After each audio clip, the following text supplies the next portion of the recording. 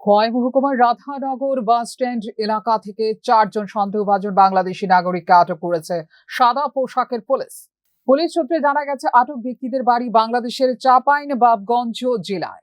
বর্তমানে তাদের পরিচয় ভারতে প্রবেশের বৈধতা এবং উদ্দেশ্য খতিয়ে দেখা হচ্ছে। এই ঘটনাকে কেন্দ্র করে এলাকা জুড়ে শুরু হয়েছে ব্যাপক চর্চা। স্থানীয় বাসিন্দাদের একাংশের অভিযোগ, সীমান্তবর্তী বিভিন্ন এলাকা ব্যবহার করে অবৈধভাবে বাংলাদেশ থেকে ভারতে প্রবেশের ঘটনা প্রতিনিয়ত যাদের রয়েছে। প্রশ্ন উঠেছে সীমান্তরক্ষী বাহিনী এবং সীমান্তের নিরাপত্তা নিয়ে। স্থানীয়দের আরো দাবি, অবৈধভাবে দেশে প্রবেশের পর একটি সংঘবদ্ধ চক্র অনুপ্রবেশকারীদের জন্য ভুয়ো পরিচয়পত্র তৈরির ব্যবস্থা করে দেয়।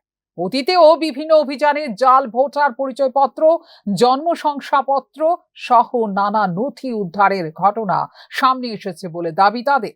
খোয়াই থানার ওসি কৃষ্ণদাস সরকার বলেন, গোপন খবরের ভিত্তিতে সিভিল পুলিশ টিম তাদের 4 জনকে আটক করেছে। তাদের বিরুদ্ধে মামলা নিয়ে তদন্ত শুরু হয়েছে।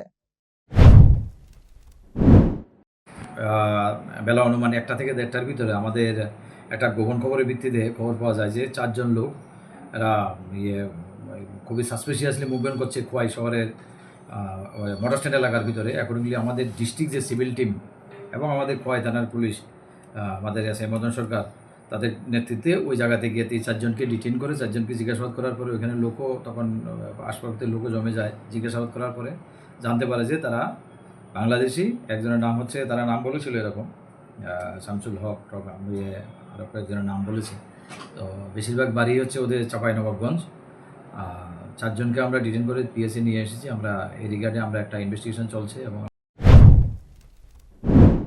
প্রসঙ্গত, দীর্ঘদিন ধরে খোয়াই মহকুমার ভারত বাংলাদেশ সীমান্ত নিরাপত্তার দিক থেকে সংবেদনশীল এলাকা হিসেবে পরিচিত।